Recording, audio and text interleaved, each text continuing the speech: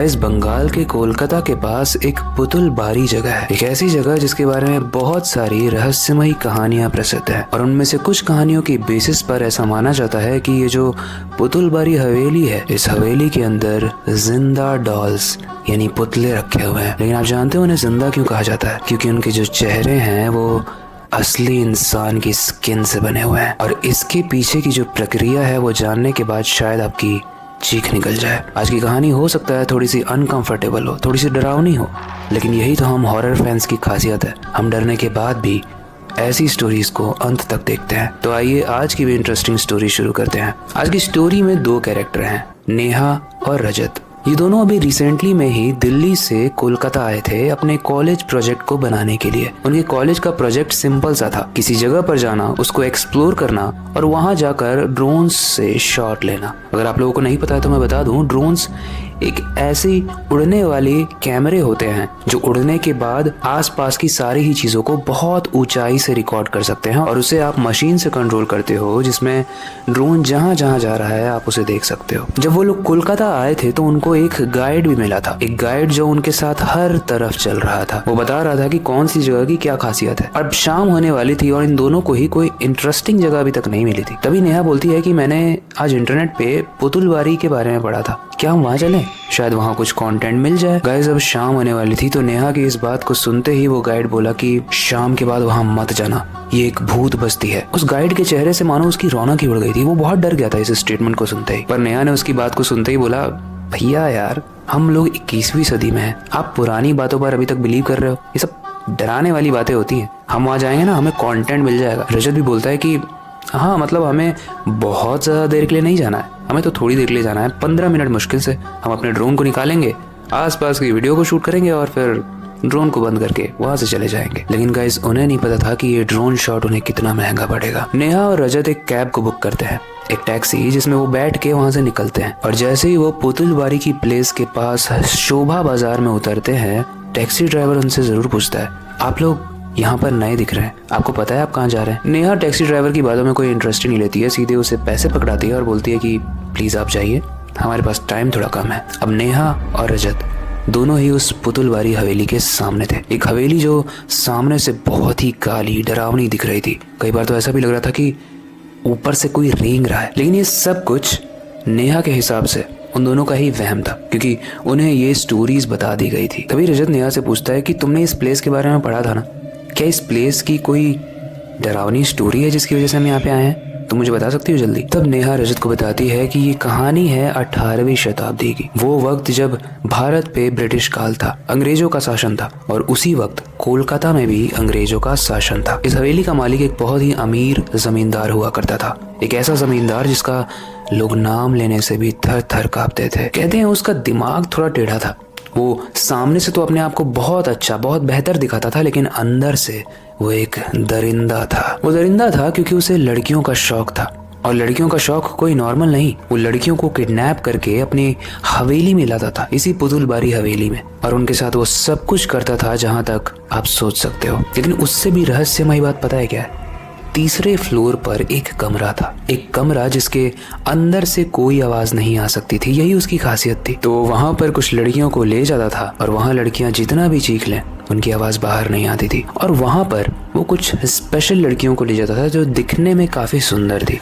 लेकिन डरावनी बात यह है कि जब उस हवेली में काम कर रहा नौकर जो उस लड़कियों की लाश को ठिकाने लगाता था, वो उस रूम में जाता था तो उस लड़कियों के चेहरे गायब रहते थे। चेहरे मतलब पूरी लाश पड़ी हुई है, लेकिन मुंह का जो स्किन था, जो चमड़ा था, वो उखड़ा रहता था। अंदर की चीजें दिखती थी लेकिन ऊपर का फेस गायब रहता था। ऐसा क्या करता था वो लड़कियों के साथ? जो सवाल आपको आ रहा है वही सवाल रजत ने नेहा से पूछा कि उनके चेहरे क्यों गायब रहते थे। तब नेहा बताती है कि मैंने पढ़ा था कि ऐसा माना जाता है कि वो जो जमींदार था उसको एक अलग तरीके की फैंटेसी थी, एक अलग तरीके का साइको किलर था। वो उनके चेहरों को निकाल कर मिट्टी के पुतलों में सजा देता था और वो ऐसा मानता था कि इन पुतलों को वो अपनी बैल्कनी में रखेगा तो उसकी बैल्कनी बहुत सुंदर दिखेगी। मतलब जस्ट इमेजिन करो ये कितनी डरावनी चीज है। पुतले तो मिट्टी के हैं लेकिन उनका जो फेस आपको दिख रहा है वो एक असली इंसान की स्किन का है। नेहा ने जब रजत को ये बात बताई तो रजत ने बोला कि तुमने तो ये स्टोरी मुझे बताई तो मुझे डर लग रहा है, तुम जब इसको पढ़ी तो तुम्हें डर नहीं लगा था? और तुमने मुझे सजेस्ट क्यों किया ऐसी जगह पे? अगर कुछ बुरा हो गया तो? नेहा बोलती है रिलैक्स रहो, मैंने स्टोरी पढ़ी है, मुझे पता है इसमें कितनी सच्चाई है, सब मनगढ़ंत बातें हैं, चलो चलते हैं अंदर। वो दोनों ही हवेली के गेट के अंदर कदम रखते हैं और जैसे ही वो कदम रखते हैं एक ठंडी सी हवा उनके पैरों को छूकर बाहर निकलती है। ऐसा महसूस होता है कि हम किसी नॉर्मल जगह पर नहीं आए हैं, क्योंकि यहाँ का वातावरण बाहर के वातावरण से एकदम डिफरेंट था। फिर भी अब रजत सोचता है कि अब आ ही गए हैं तो रिकॉर्ड कर लेते हैं। रजत अपना बैग उतारता है, उसमें से ड्रोन निकालता है, कैमरे को ऑन करता है और हवा में छोड़कर उसे उड़ाता है। और जैसे ही रजत ड्रोन को हवा में उड़ाता है वो देखता है कि सबसे पहली जो चीज उसे दिख रही है वो है इस घर की बैल्कनी। एक बैल्कनी जिसमें 3 पुतले रखे हुए हैं। जब रजत उन पुतलों को देख रहा था तो ऐसा प्रतीत हो रहा था मानो वो पुतले उन्हें ही घूर रहे हों, लेकिन ऐसा कैसे हो सकता है? और जब सेम चीज उसने अपनी स्क्रीन पर देखी, जब ड्रोन उस बैल्कनी के सामने था तो उसमें से 3 में से एक पुतला गायब था। वो कहाँ चला गया पता नहीं। स्क्रीन में एकदम अजीब सा दिखा और स्क्रीन एकदम फ्रीज हो गई। और जब वापस से रजत ने उस स्क्रीन को देखा तो उसमें से 2 पुतले रजत की स्क्रीन पर ही देख रहे थे। रजत के हाथ से वो डिवाइस गिर गया। नेहा ने उठाकर बोला कि तुम पागल हो गए हो क्या? इतना महंगा डिवाइस है, तोड़ोगे क्या? हमको रिकॉर्ड करके जल्दी निकलना, रिकॉर्ड करो। रजत बोलता है कि तुम समझे नहीं, मैंने वहां पर पुतलों को आंख झपकाते हुए देखा, मजाक नहीं कर रहा हूँ। नेहा अभी तक इस चीज को मजाक मान रही थी, लेकिन जैसे ही वो बैल्कनी में देखती है वो देखती है कि एक छोटी सी बच्ची 12-13 साल की नेहा की तरफ अपने सर को झुकाकर देख रही है। उसका चेहरा तो नहीं दिख रहा था, लेकिन इतना समझ में आ रहा था कि वो उदास है। वो रोने जैसी आवाजें भी निकाल रही थी और नेहा से हेल्प मांग रही थी। नेहा भाग के ऊपर जाने लगती है। उसे लगता है कि शायद कोई लड़की को हेल्प की जरूरत है। रजत उसे रोकने की कोशिश करता है, मत जाओ, कुछ षड्यंत्र है, कुछ गड़बड़ है, भूत ऊत का साया है यहाँ पे। लेकिन नेहा नहीं रुकती है, बोलती है कि ये सब फालतू बात है, किसी और को बताना, मैं जा रही हूँ उसकी हेल्प करने। नेहा हवेली के अंदर जाती है, सीढ़ियों से ऊपर चढ़ती है और उस रूम में अंदर जाकर बैल्कनी के सामने खड़ी होती है। और उसके सामने थी वो लड़की जो बहुत छोटी थी, 12-13 साल की।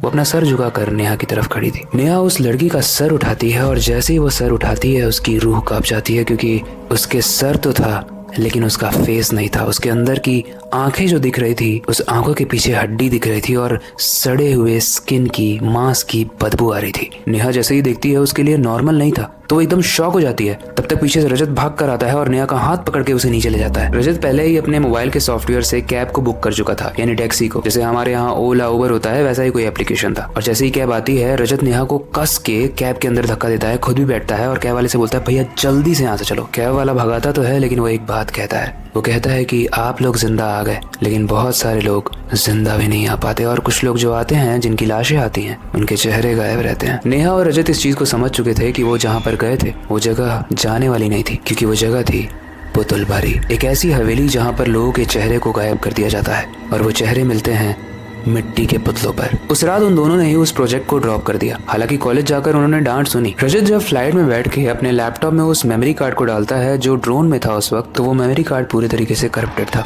यानी उसमें कोई भी फाइल नहीं थी। एंड गाइज, मैंने जब इसके बारे में रिसर्च की तो ये पहली बार नहीं है जब ऐसा हुआ था। 2007 में भी कुछ फिल्म मेकर्स वहां पर आए थे, लेकिन उसमें से एक इंसान जो बाहर आकर वहाँ की स्टोरीज बताता है वो अब पागल खाने में है और वो बस एक ही लाइन बोलता रहता है, उन्होंने मुझे देखा, उनकी आंखें झपक रही थी, उन्होंने मुझे देखा, उनकी आंखें झपक रही थी। बस यही बोलता रहता है वो। और उस हवेली के आसपास भी जितने भी लोग हैं उनसे अगर आप पूछोगे तो वो बस एक ही बात बोलते हैं कि रात में कभी किसी के पैरों की आवाज आती है, कभी किसी की आहट की आवाज आती है, कभी अंदर से बहुत तेज चीख की आवाज आती है, ऐसी चीख की मानो भूकंप आ गया हो। और कई बार तो उस हवेली के अगर आप पास खड़े रहते हो तो ऐसा लगता है कि ऊपर से रेंगता हुआ एक इंसान आ रहा है जो दीवालों पर चलता हुआ आपकी तरफ बहुत तेजी से बढ़ता है। वेल ऑब्वियसली इसको कहीं पे रिकॉर्ड नहीं किया जा सका, इसलिए इसका कोई प्रूफ नहीं है। लेकिन पुतुलबारी की इस कहानी के अलावा भी पुतुलबारी की बहुत सारी कहानियां हैं जो प्रसिद्ध हैं। आप जाकर इनके बारे में इंटरनेट पे जरूर पढ़ना। अब कहानी तो यहीं तक थी, लेकिन जाने से पहले आपके लिए एक सवाल छोड़कर जाता हूँ। आपको याद है वहाँ पर